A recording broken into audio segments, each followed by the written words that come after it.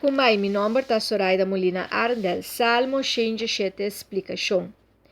É salmo de mais cortico de e-book de salmo não, pero mais profundo, de alabanza para nos sinha foi cabeça. Uma chamada para o mundo alabar Deus. Tu rende te invitar para seguir Deus.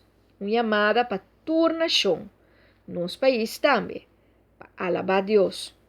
Testemunho que Deus seu amor, bondade e fieldade, da grandeza para tua eternidade.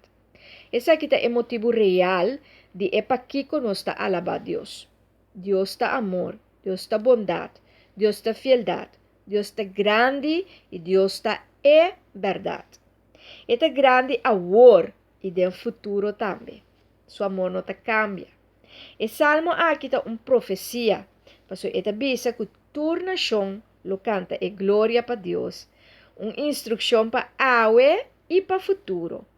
Esta é uma revelação que Deus está eterno e lo tem para sempre. Lleno de amor, bondade, fieldade e grandeza. Deus lo tem awe e para sempre. Esta dona-nos ensinança para queda alabar Deus, queda canta para Deus, para sobre Deus está fiel e queda fiel.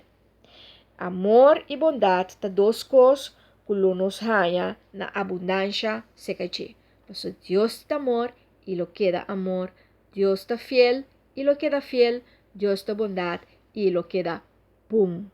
Então, sigue alabar Deus e invitar mais gente para alabar Deus.